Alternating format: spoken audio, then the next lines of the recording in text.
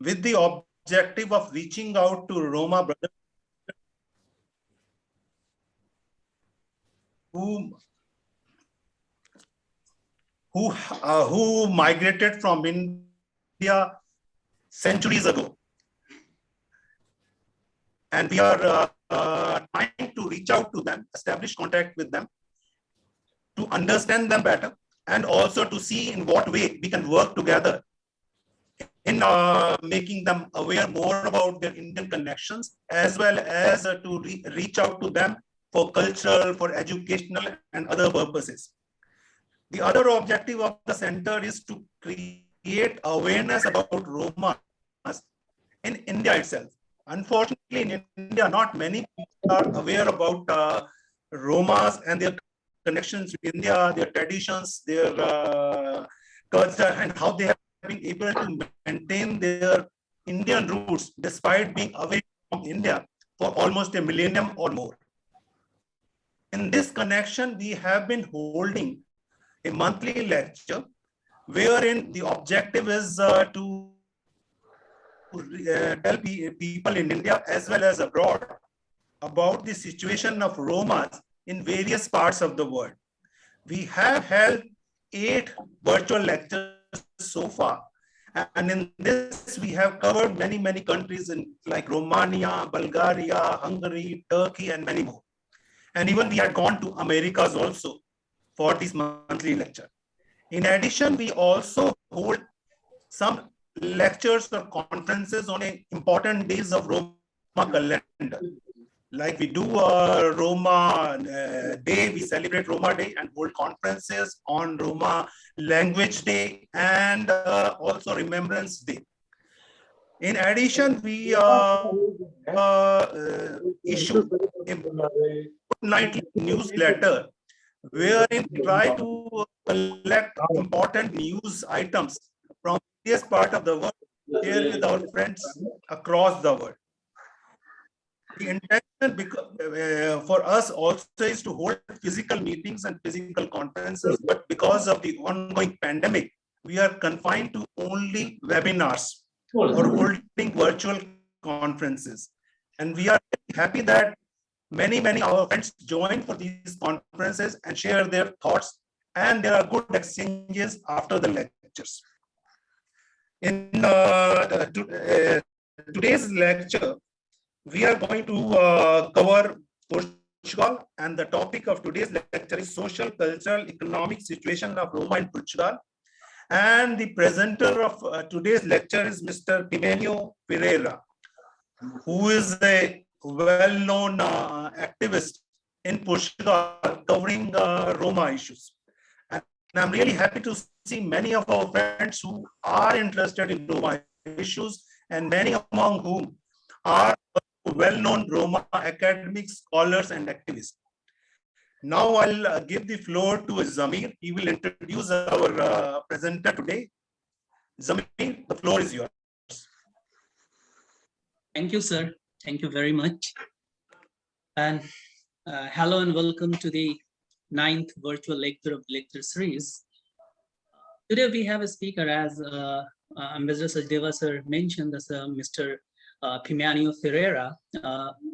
He's the speaker today, and he's the Roma rights activist committed to fighting against the institutional anti-Roma propaganda in Portugal and police violence, as well as voicing out for the protection of the Roma rights in housing, education, employment, and other social issues and challenges. We'll speak about the social, cultural, and economic situation of Roma in Portugal. But I would like to give a bird's eye view on the Roma community in Portugal. As you might know, that Roma expectedly migrated to Portugal from Spain in the 16th century, when there were a lot of anti-gypsies legislations enforced, especially in Spain and other Iberian Peninsula countries, as well as France. So most of the populations today living in Portugal migrated in the 16th century, maybe the first wave of the migration from Spain to Portugal in 1522. So they are known by the appellation, they are known by the name Cigan as Ciganos. They belong to the Romani group, Kale. There are the different Romani groups like Sinthe, Kaladaresh, and Zigan, and there are different kind of different groups of Roma community. So especially in Portugal, the Roma belong to the Kale community, Kale group of Roma community. And the Romani population in Portugal is scattered across the nation, across the country, and the vast majority are sedentary, not nomadic. They have left their nomadic and itinerant practices. So, but still, the majority population, the majority of the majoritarian population say that they are still the nomads and itinerant, and they are practicing the nomadic lifestyle. But now the majority of them are sedentary. They have settled across the country, but still it is difficult to gain the sociographic data on the community in Portugal. So we have today expert, Mr. Ferreira. He'll speak about, and actually he's also the member of one of the very leading institution of Portugal, SOS Racismo. That NGO, that institution is fighting against the institutional racism, and that institution is also carrying out survey and the other research studies. So I think the Ferreira is in a better position to give the present situation of the Roma community in Portugal, socially, culturally, and economically. So we are very excited to listen to his speech. As earlier studies and reports and research reports provide evidences on the very precarious conditions of the community, including degraded and shabby. Please mute.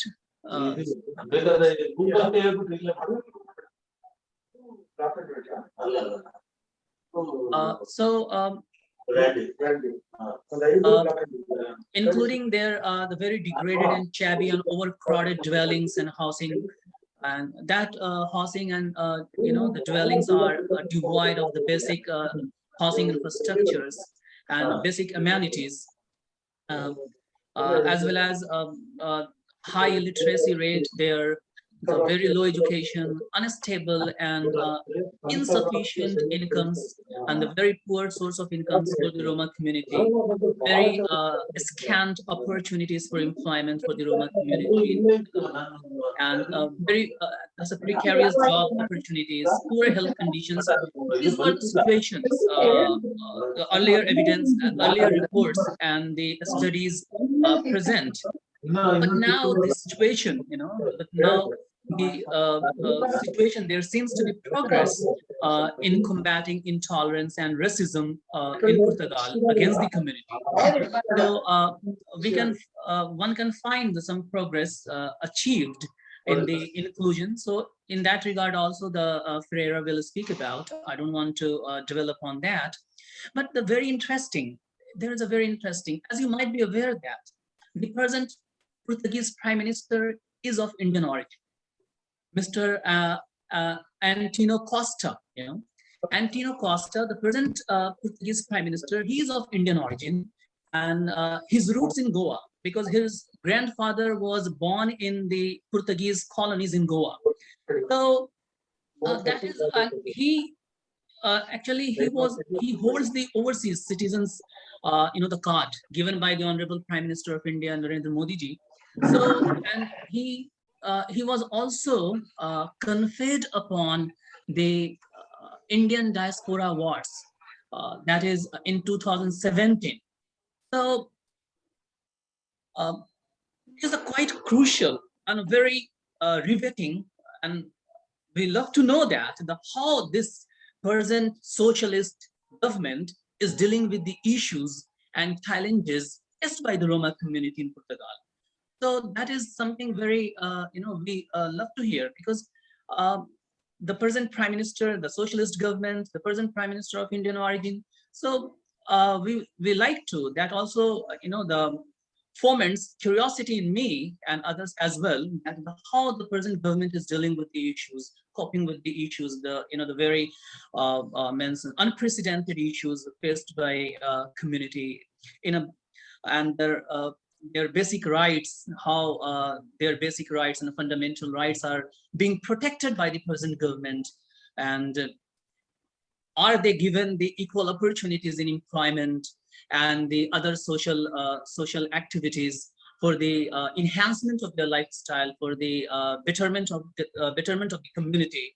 So in that context, today's lecture is very important, and that will be an eye opener for us to know how the present situation of Roma community in Portugal. So now I would like to request our chairperson Rajesh Sudheva sir to proceed this conference, this lecture, and thank you, sir. Thank you, Zameer, for your elaborate introduction.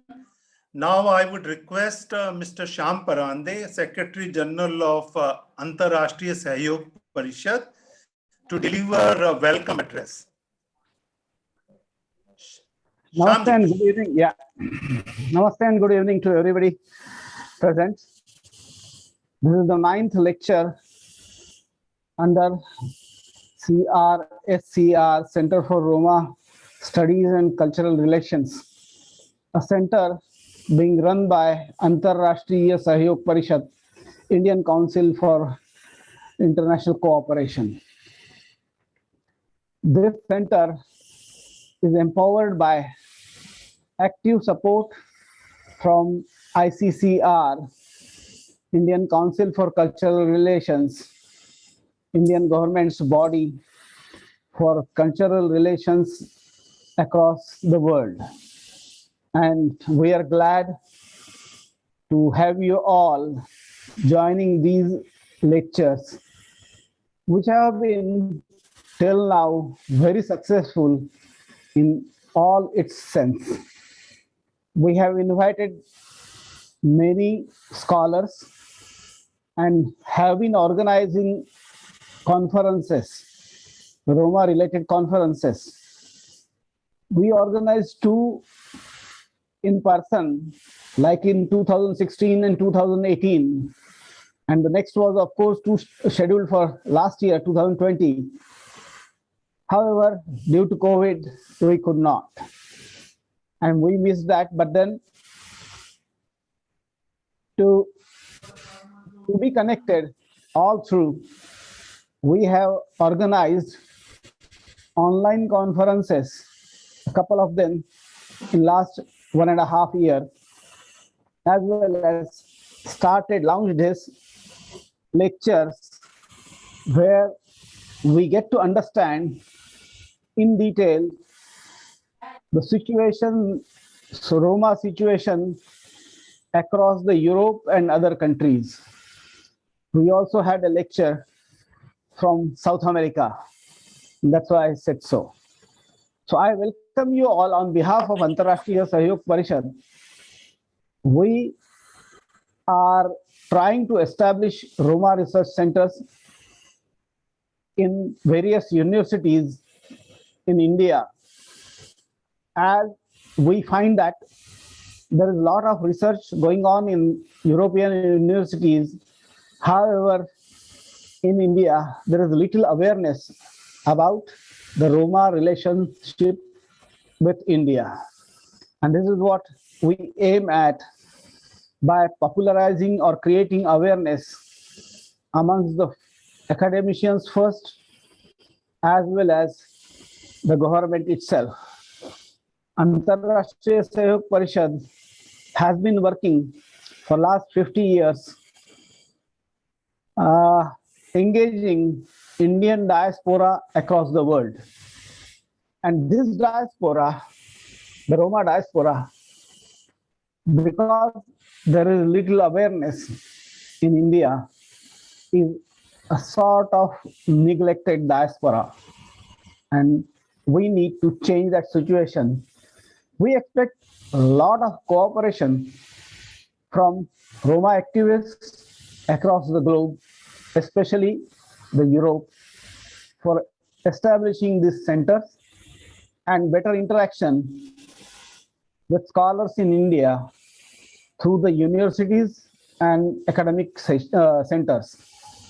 So, on behalf of Antarrashtriya Sahyog Parishad, I welcome you all to this lecture. Thank you very much for joining this, and welcome. Thank you very much, Shyamji, for giving details about Antarrashtriya Sahyog Parishad and ICCR's role in this center and what we are trying to achieve through this center.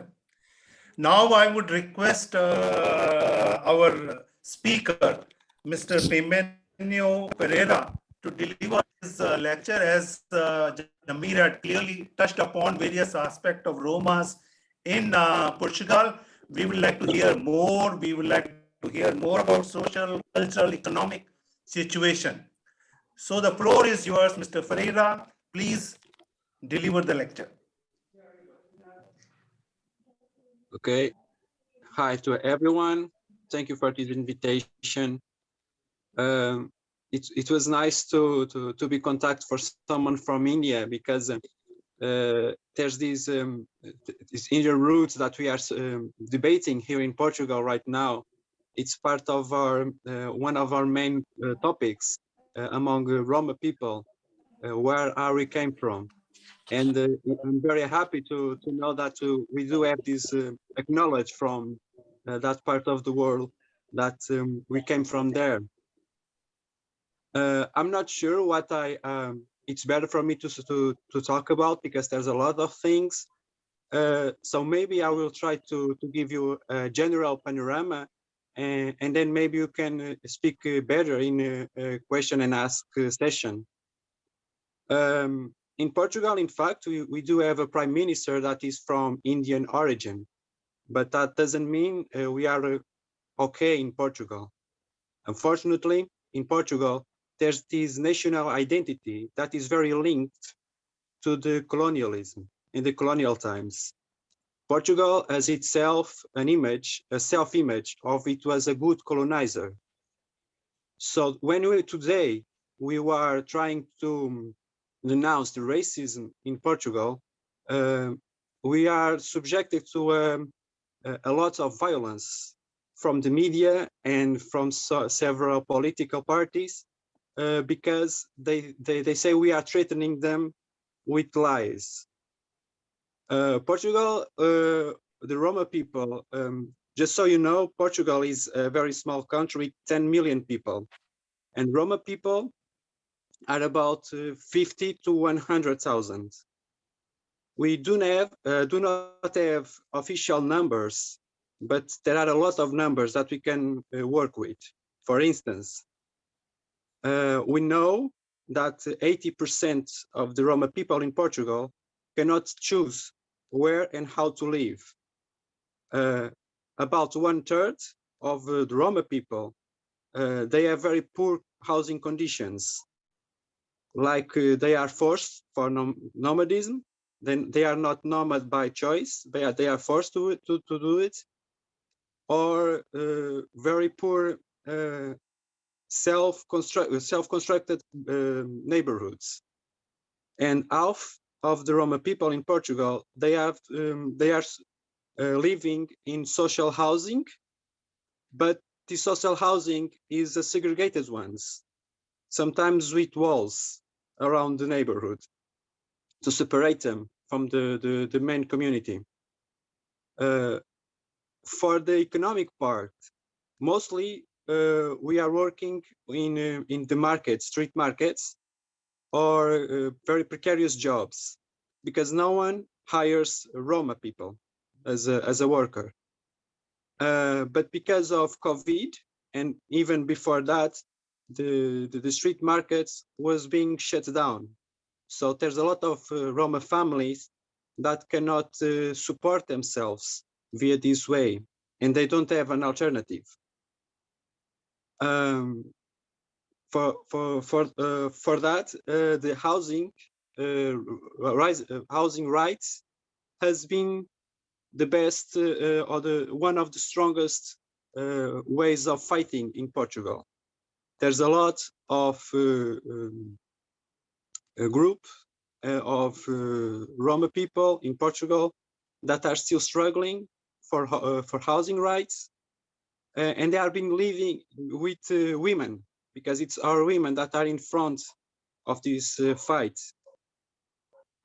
Finally, in education, we also have some struggle, because we Roma people, we are accused of leaving the school very soon, but the truth is we are being expelled from them because they don't treat us right and they don't care about us. But they never accept the responsibility as an institution, a school, to keep us there, motivating us. What they do is just ignoring, because they project on us that the school is not for us. But there's been some movements inside, and some ONGs are behind it, to try to have some education support programs like OPRE or OPRE Chavalé. This program aims to have some mentoring and some financial aid to some Roma students, but it's very small and it's very precarious, because it's not a national program as it should be, but it's like a social project from inside an institution that is responsible for the minorities in Portugal, immigrant minorities in Portugal, by the way, not national ones, as if the Roma people were not nationals in Portugal. Finally, what can I tell you more? There's been a lot of problems going on because of COVID pandemic, and we are about to get in confinement again in Portugal. And since the last confinement, we have like people, I mean, institutional people, like from the municipalities, authorities, calling for Roma people segregation, and they like puts like some barriers and a lot of police standing by, controlling us, saying that we are a danger and a threat. And there was not Roma people who brought or spread COVID in Portugal. It was actually white people coming from resorts. But we still have this hate and this control over us. And if you look outside for Lisbon, for instance, there's been like some manifestations of people against COVID restrictions, and they never get any kind of violence from the police or other kind.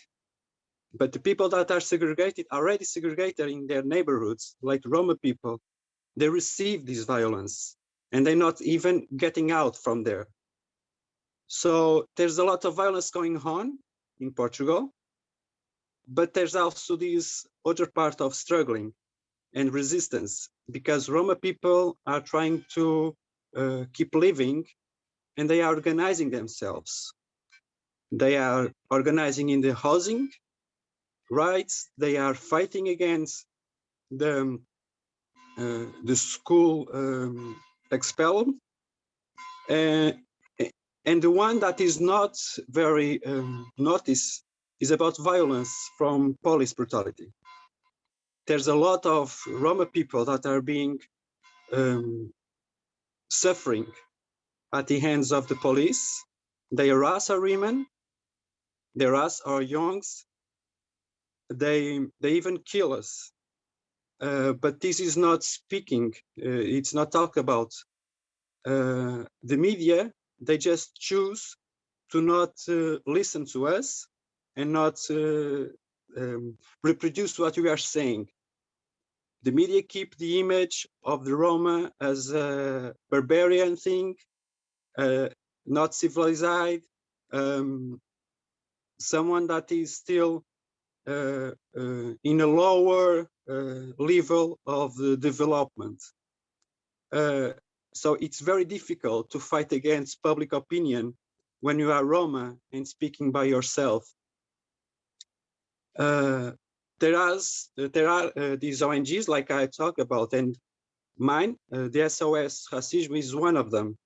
It's not a Roma ONG, it's a mixed one, but it's one of the oldest one. There's a lot of Roma activists in this ONG that are also part of some Roma ONGs. And this one is been responsible for coordinating a lot of debates, not by themselves, but together with another ONGs. One of the last fights that we have is about the census, because we need data for better public policy. And in Portugal, although there are these data about where we are, where we live, and how we live, they decided not to make a census with data about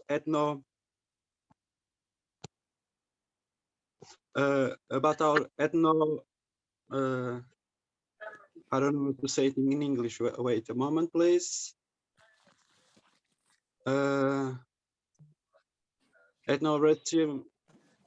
Ethno-racial condition. I have no idea how to translate it in English. And it's been a very hard fight to get these public policies, especially because we need this in order to get better results.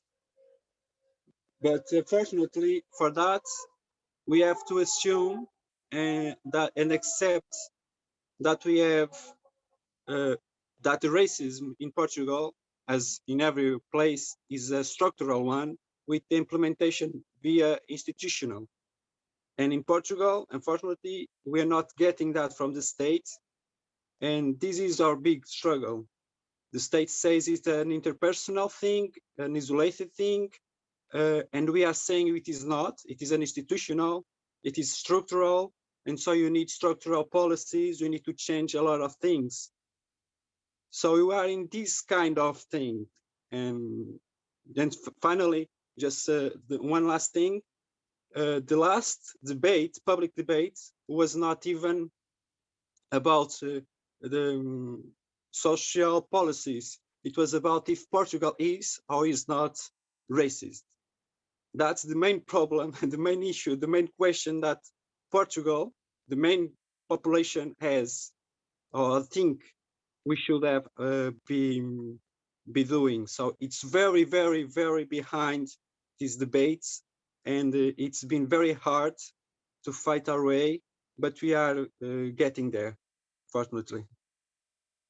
So I try to give you this resume. I hope it's enough. So please tell me if you need some more data.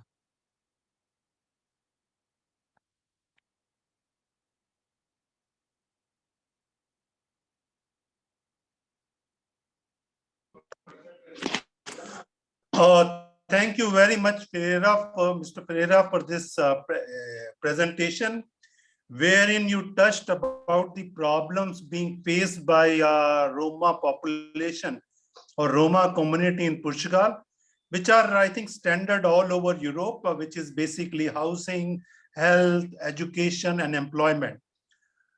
And you had also mentioned about the positive thing that the Roma people are trying to organize themselves, mainly women in most cases, to fight for their rights, which is housing, and also to fight against the harassment which they face on a regular basis from the authorities, especially the police.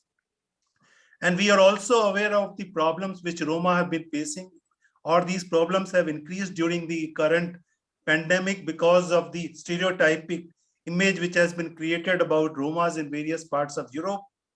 So we hope these initiatives which you mentioned about the NGOs, which will help in overcoming these problems faced or the discrimination faced by the Romas. Now we have this floor open for question and answers or comments from the people who are participating.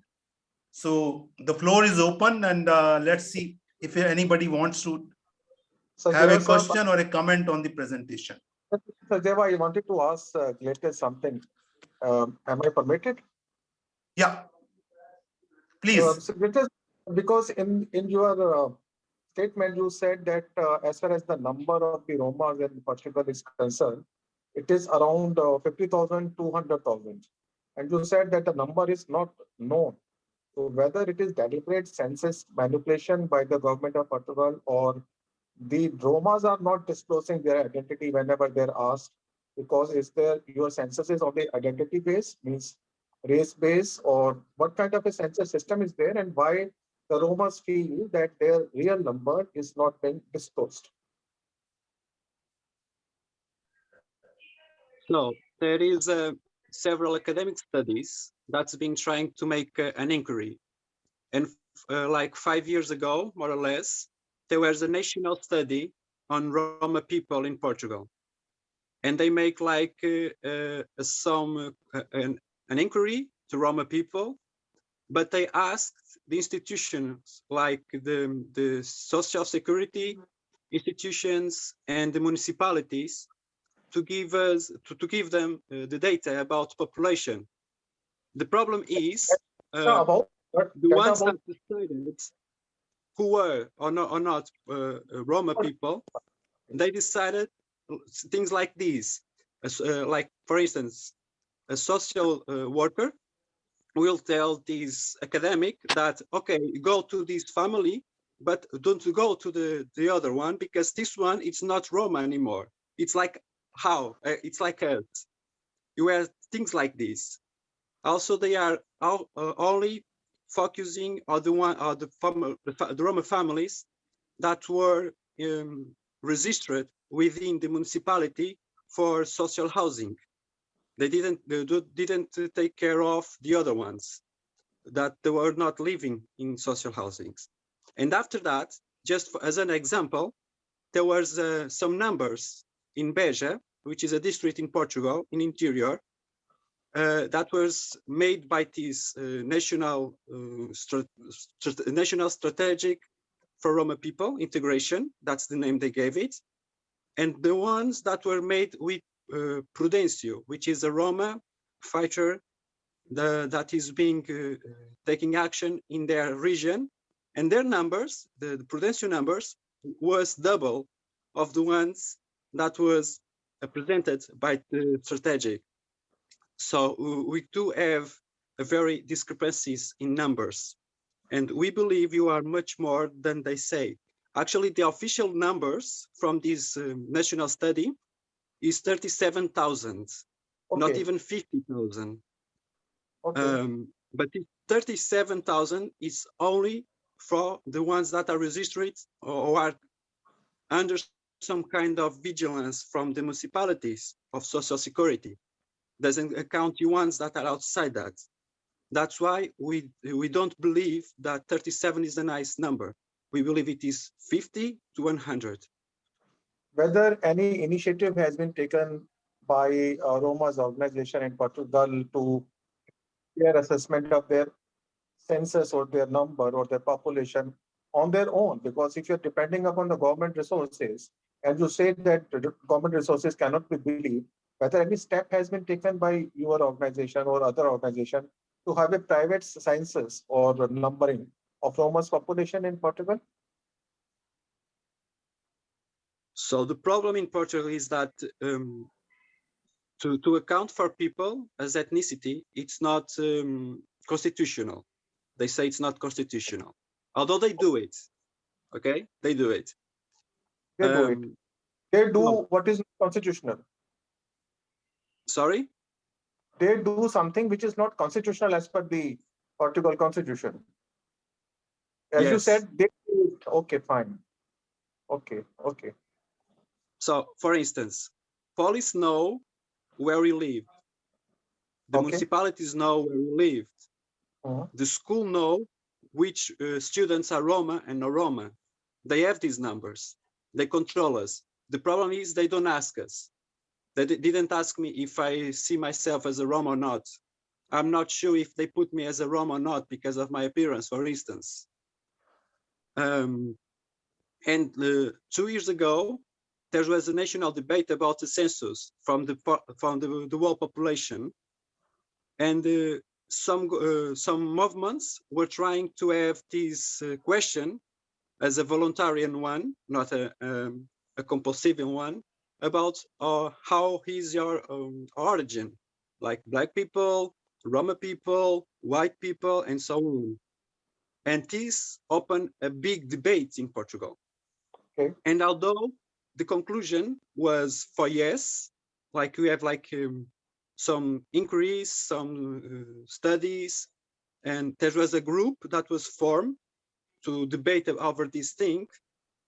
In the end, they choose not to do it, and instead they are trying to make another study based on a sample one.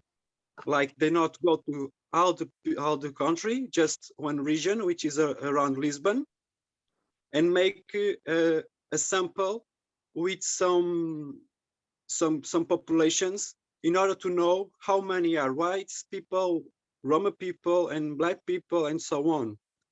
So it's not even, and it will be just like a number that doesn't connect with health conditions, housing conditions, and so on, which is important for policy making. But this is a problem in Portugal because Roma people are divided over this issue also.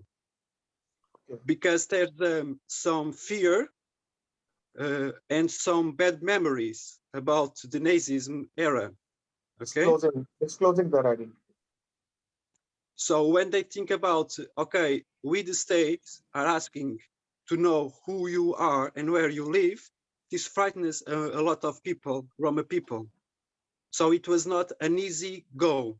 And instead, the institutions like the SAM from the states, the one that is responsible for the minorities in Portugal, instead of letting us taking care of these debates, internal debates, they put themselves inside and polarize it and make it very hard because ASEAM was against this this kind of information being done in the census. So they choose the ones that were afraid and explore them to make it look like we Roma people were united against the census with ethnicity, which is not true because we are divided. And most of us were, the big part was not aware of it because we didn't have time to do it. And the ones that were aware of it, most was favoring this census more than being against. And they choose to put our position as being against in a group that was discussing this issue.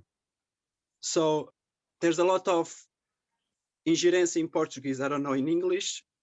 When the institution comes in and just decided for themselves what should be our position.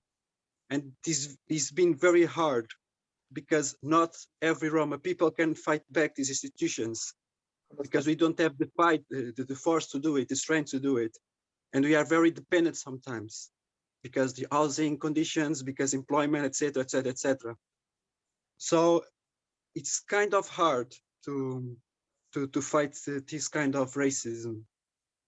The last query from you, because as in India also there is a lot of debate as far as the identity of Romas are concerned. So some people say our claim that they are from Indian origin is also challenged, and so on and so forth. So what I wanted to know at the end is, at the end from my side, that what are the prime 5 parameters of Roma's identity in Portugal? You mean how the How could criteria? we, how could anyone know, me or your government or your welfare agencies, that this person is a Roma? What are the 5 prime parameters for the identification of a Roma in Portugal? Okay. Actually, in Portugal, we don't have the problem with that because every Roma people just self-identifies as Roma. Self-declaration, self-declaration. And the white people doesn't want to be like to pass by a Roma, so they are the first one to say I'm not Roma. So we have this kind of very nice line dividing who is and who is not. Okay. The problem is when the institutions decided that to be a Roma, we have to be poor, we have to be nomads, and we have to be in social housing. That's the problem. Because sometimes if you study, if you are employee for another, not self-employer, but employer for a white people, then you are not Roma and they don't count it because you are already integrated. For them to be integrated is to be white. That's the main problem. They don't recognize your racial or ethnic identity to be a Roma, as a Roma. Sorry? They don't recognize your racial or ethnic identity to be a Roman identity. Do they? They don't do it. They think it's more like a cultural thing, a way of living, almost like a religion, not as a racial ethnicity. You are okay. You are poor, so that is means if you are poor and a nomad or Roma, if there is no specific identity or race, as a race they don't recognize you. That is there. So that way, your identity as a Roma or as a ethnic minority or as a racial minority that is not recognized. Then for all the times to come, you would be the same situation as you are saying, that the situation, the crisis of identity. Mm-hmm. So that is going to be for all the times to come, the crisis of identity, because your race and your ethnicity is not being recognized, and the parameters which have been adopted by the government are very, very vague. Means they don't protect your identity; they rather try to submerge your identity with the larger population of that country. Yes, but the main issue among this kind of identity for the Roma people, it's not a naive one. It's because how you the state doesn't care, doesn't want to look for the racism. Because when you say we are Roma as a race, we are talking about structural racism, a political, economical, and social system that's been along since 600 years ago. When they say it's a cultural one, a cultural issue, they don't talk about racism as a system of oppression and exploitation. They talk about interpersonal behavior, like we call it like a struggle between different cultures, people that don't live the same way. So they completely take out the political part of the racism and turn it into a subjective and personal thing among two people, different people that wants to be different in the same space. And that's why they don't understand each other. They don't put the violence, the institutional violence.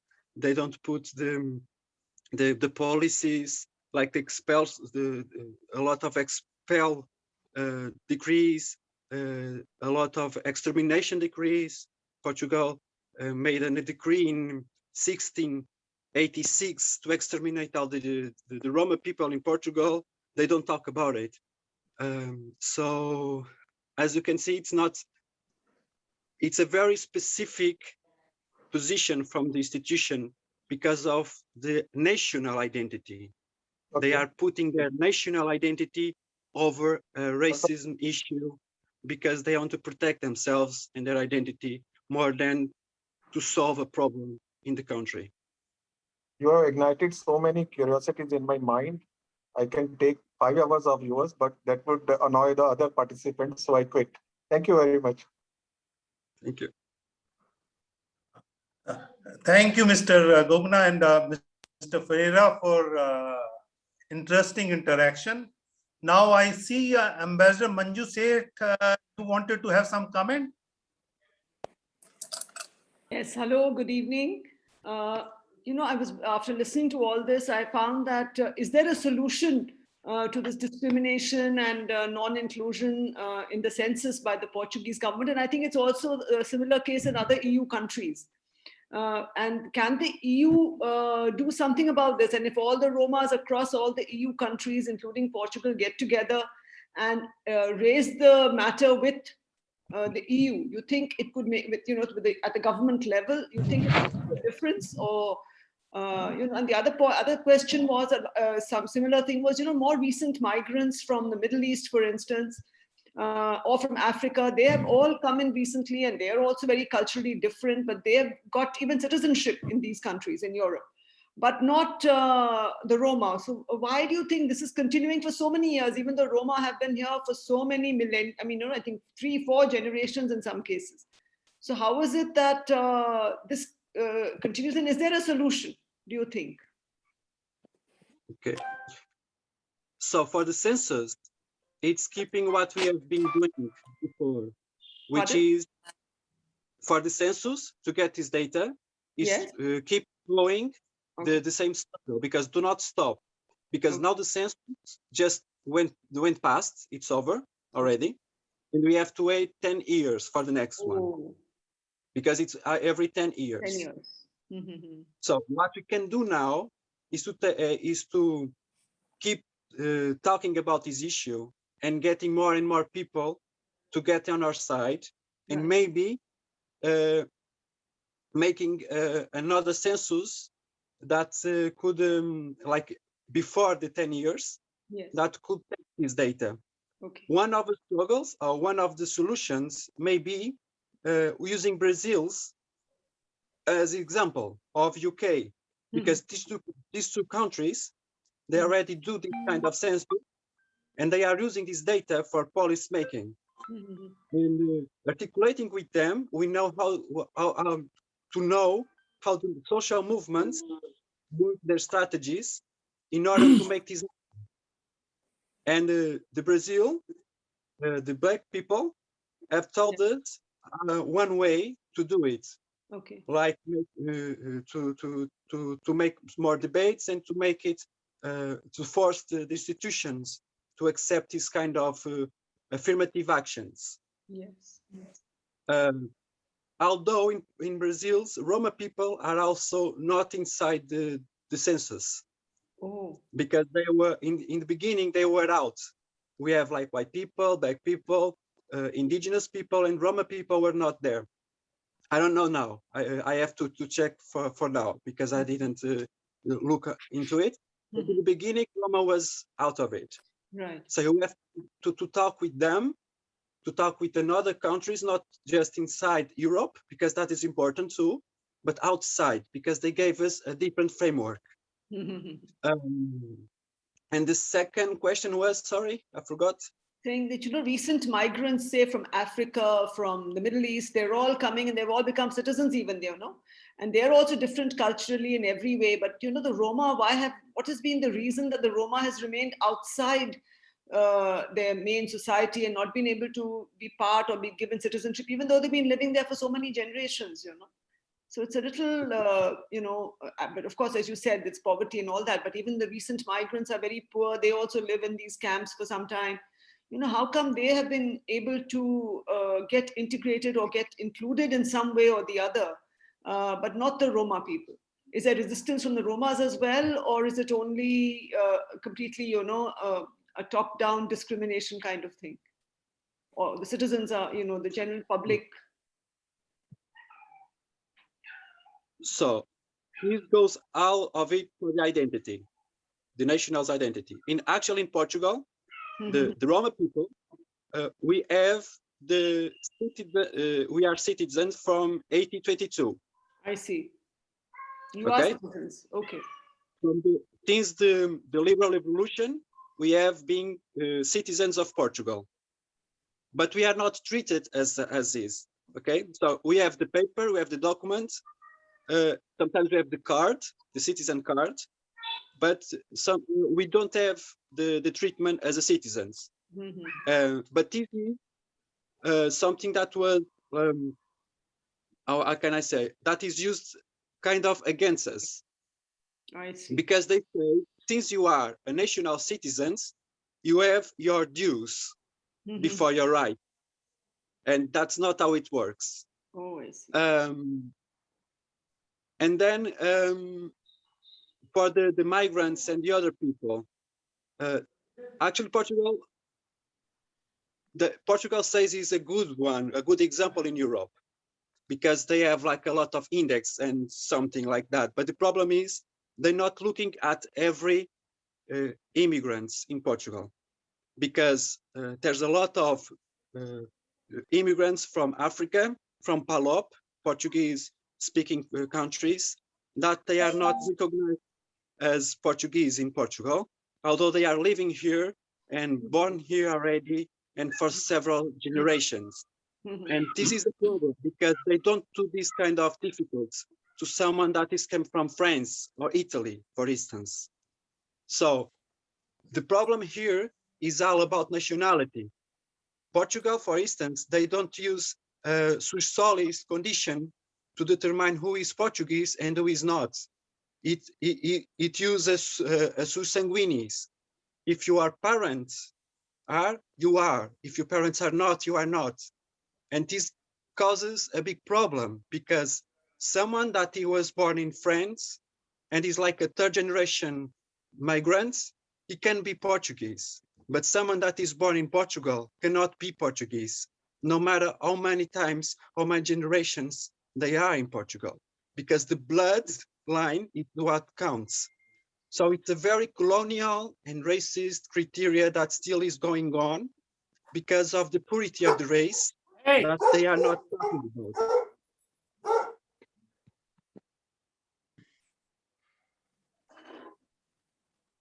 The problem with Europe, not just Portugal, is these identities.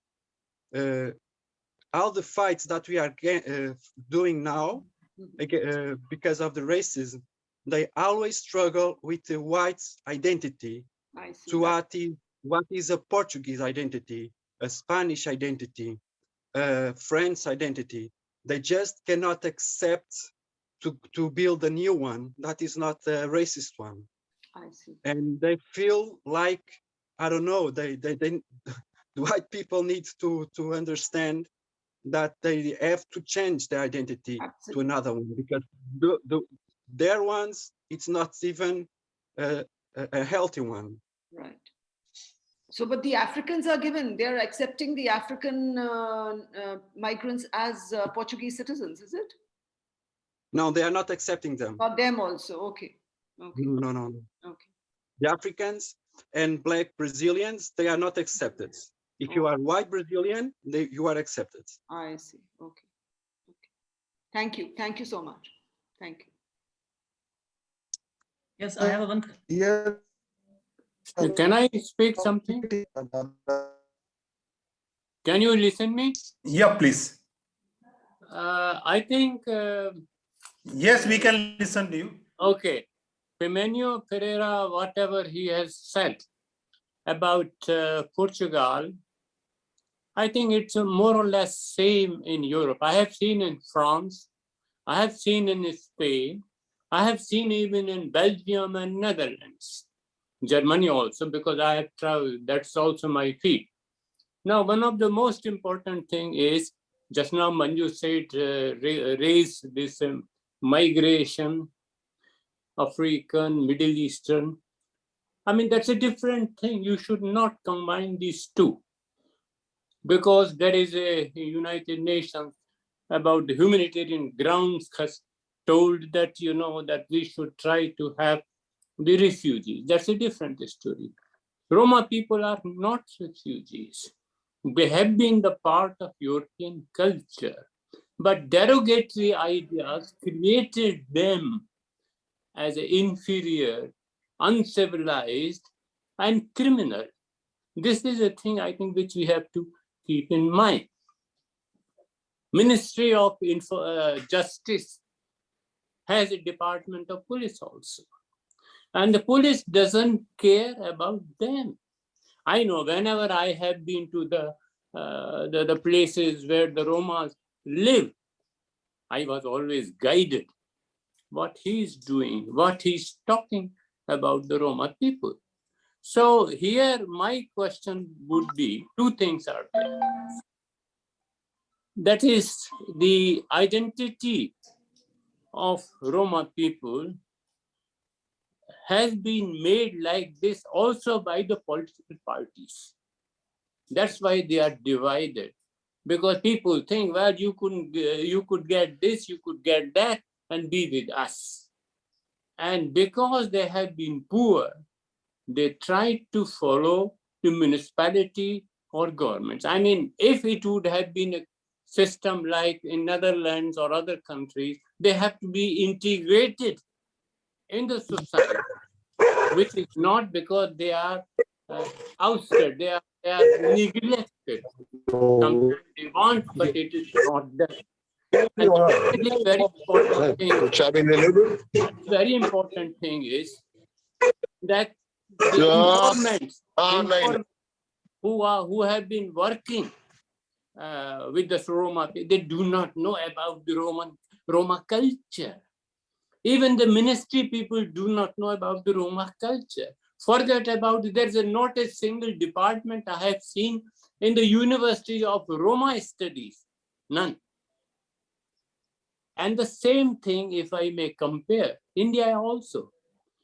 We have been trying, but two groups in India have also been neglected. And that is the Gypsies.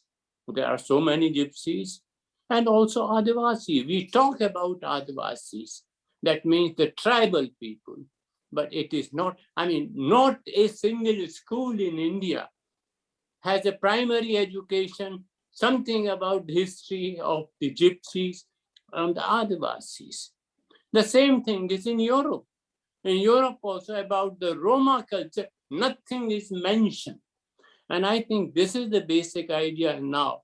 Europe can only, the common market on Brussels will only think in terms of what the government says. I mean, I was invited in a couple of conferences. I must say, the basic idea was, what's about the European languages? What's about the European other minority groups?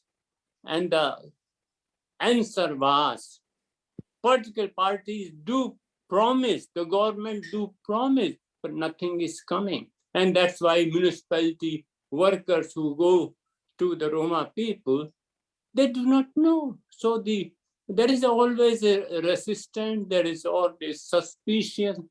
And I think these things have to be removed. And the only way is you have to develop some sort of curriculum in schools and say they are your own people. If you say that they are your own people, then there would be some sort of integration. And then integration means they should be given the political rights, they should be given education, employment, and the derogatory idea should be removed. This is the only thing I would like to say. Thank you very much. I think situation in India about the tribals. Thank you very much, that Professor Gautam, for your comments.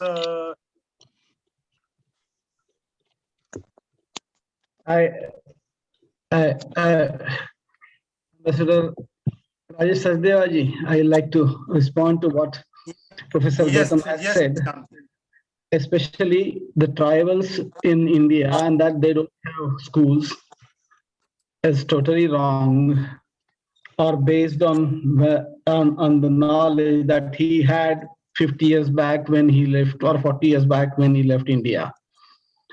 The tribals in India are in a much better situation and are on developing path.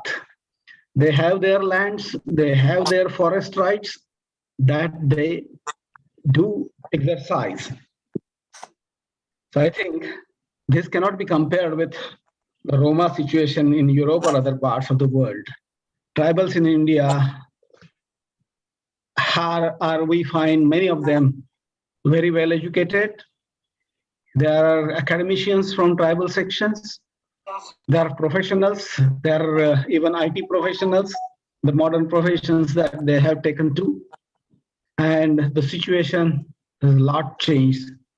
However, situation in Europe has to change. Thank you. I can only say one thing, once you are talking about the Adivasis, I have been working for the last 50, 60 years. That's one thing. That's I know fine. everyone. I'm going at least twice a year to the Adivasis areas. And I've been fighting for Adivasis. But what I was trying to say, that in all India primary education, there is not a single line about the Adivasis. This I was telling, and that's why the Ciganos or the Gypsy, there's nothing written. And the government of India should include these people as a part of Indian. This I was trying to say. I'm not against what is done. I mean, many things have been done, and I'm happy for that. But we have to do more. Yeah. Thank you very much. All right, sir. I have one question related to Ferreira's speech, and thank you very much, Gautam sir, for your speech, for your remarks. Ferreira, as you know that there is a legal protection. There is a convention in Portugal by the Portuguese government, the Convention for the Protection of the Rights of National Minorities, that unequivocally, that very explicitly crystallizes that there should not be, all are equal before the law. As you mentioned that the Roma people are recognized by the Constitution of Portugal as a citizen of the country. So, and there are also another international protections like a European Commission that also laid down the very elaborate strategic inclusion framework for the Roma community, 2020 and 2030. So that commission is, unwaveringly committed to correcting this present and or prevailing situation, as well as achieve the goals for the betterment of or enhancement of the, the life of the Roma community. So, is there any situation? There are the legal instruments in place protect the rights of the Roma community in Portugal, and the Portugal constitution also says that all are equal before the law. So there are the protections, as well as so why there is any concerted efforts by the Roma politicians, or maybe there is there is a very less participation of the Roma in the politics, in the national politics. It may be one of the reasons, but like your NGO and other NGOs and the non-governmental organizations working for and for the community. So is there, the lackadaisical response from the community itself, and they are not coming forward to fight against this, injustice, even though they have the constitutional rights? The first question. So what could be the remedies, or what could be the action taken by the Roma institutions, organizations, or Roma activists, or Roma NGOs? That is the one part of my question. The second is, as you mentioned about the situation of Roma during the COVID-19. So I went through the, the news, the national news of Portugal, that a lot of, the mitigation measures are developed and implemented by the government to reduce the deaths of the people caused by the COVID-19 pandemic. So a lot of number of mitigations measures as well as the protection measures taken by the authorities. So why is that mitigation measures are not applied to the Roma community? As you also mentioned in your speech, that they are segregated. They have been Roma, the settlements are being barricaded by the authorities. The police know where the Roma live, the school knows who are the Roma students. So what exactly, means that the activists like you can, or the institutions, Roma institutions in Portugal can do for this, this fallacy, or this problems and issues? So I think the first thing we must acknowledge is that the constitution is just a paper. Because the constitution, although it forbids different treatments and discrimination, the discrimination is still being done by the institutions. The constitution, for instance, is very explicit about forbidding far-right parties, and Portugal accepted 2 far-right parties, and one of them is on the parliament with power to make laws. And this party, during the COVID, he decided to suggest an apartheid bill against Roma people in Portugal. And the rest of the parliament, they just go, it says, oh no, that is very bad, and chadada and chadada, but they did not do anything to sanction it. So we don't have political will to do the right thing for the Roma people in the institutions. And this is the problem when you talk about structural racism, because they know the first and the most racist of all the entities is the institutions themselves. And you cannot change it just by using a paper that says it is not right. For the case of the COVID, when they segregated communities, for instance, there was a lot of uproar from the activists, and also from part of the mainstream population in Portugal against this. But there was no sanctions against the mayors that made this happen. They keep doing it. They keep using the same rhetoric in the media. So the problem in Portugal is mostly because we have these people, they are gadget people, white people, that don't care about us because they don't see us as equal. And when they see us, is only in the base of in a condescending way to make them feel better with themselves. So there's a lot to be done here. And I think one of the problems that we are facing here is that we believe too much in the goodwill of the oppressor, and that we can find the ethical whites among the other ones. I believe you can find good people, everywhere. The problem is to ask them to keep on check their own self-awareness of who they are and what they have. It's very difficult because they still think Roma people does not deserve the struggle and the work that it takes to face racism. So I don't know what is the solution for this, but I think yes, they don't. The problem here is that there's a lot of they lack courage to fight for the rights, and when they have the courage, they don't have the capacity to organize among themselves and to fight against the other ones. They are like, they love to. I have a lot of good white people that always go and talk to me about what I should do to make my strategy better. But then I ask them, and what are you doing?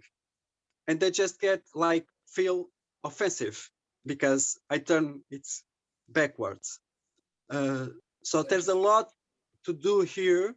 That is the way that the non-Roma people see themselves and see us.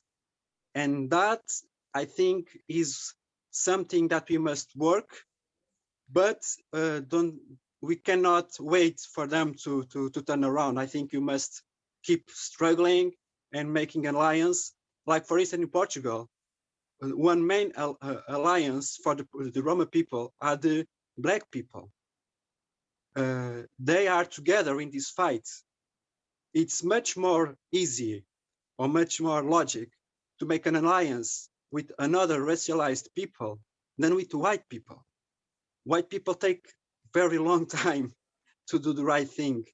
And mostly, besides the black people in Portugal, we are searching for an alliance from other countries, Roma people, like in Spain and Brazil, and maybe we're trying to get in other countries. And I think this is what we should do. And I praise the Center for the Roma Studies to have this issue in their hands, because you are trying to get Roma from all over the world. That is very important, because I think that is the way we should go, because we should be united. What is happening in Portugal happens in France, in Italy, in Brazil, in Canada, and so on.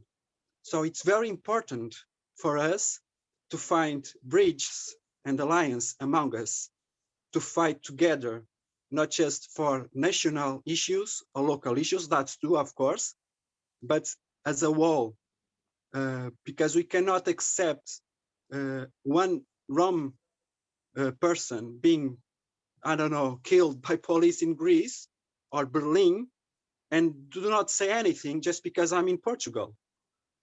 Because in Portugal, police can kill also. And the same thing for the housing conditions. Like Italy and Portugal, they have very, very close situations. Like if you are a Roma people in Portugal and you have a private property where you build your house, you can be expelled from that, although it's a private property.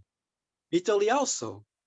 So I think we must fight together, not as a thing that is happening outside my country, so I don't care about it, but understanding that what happened to a Roma people anywhere in the world happens to us also. And I think that is one way to find a solution. So you must care for another people from another countries, from another communities, and try to understand and to make this alliance.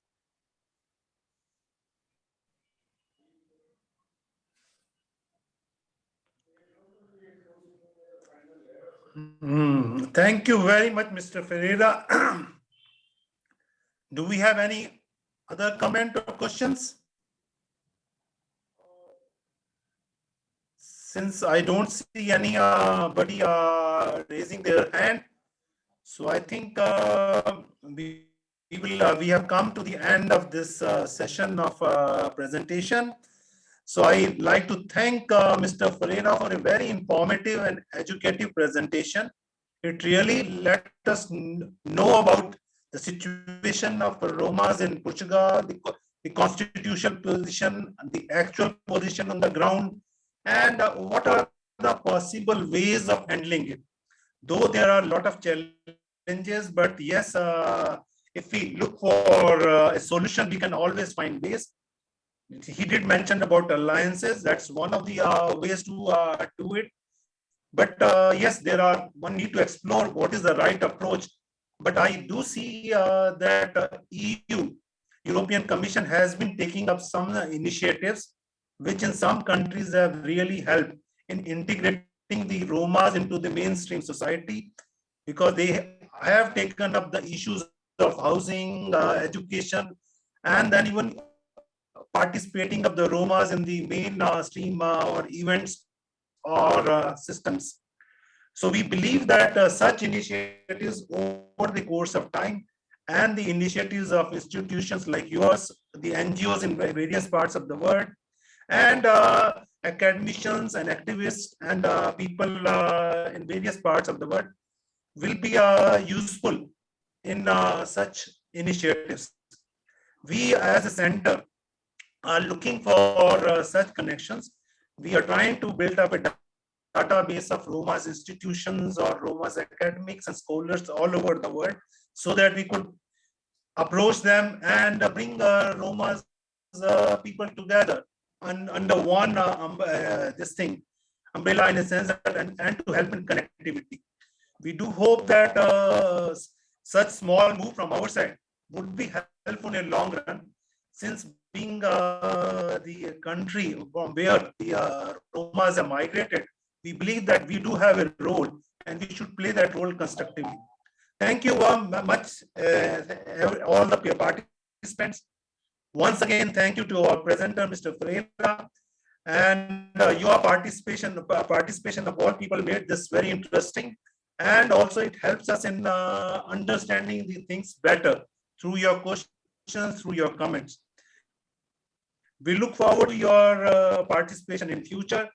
We do have a lot of future initiatives of exchanging of scholars, granting scholarships to Romas in various parts of the world for studies in India, or setting up some collaboration with academic centers across the world. We hope to receive your comments, suggestions on that. And with this, I'd like to thank you everyone for your participation, and we end this conference now. Thank you very much once again. Thank you.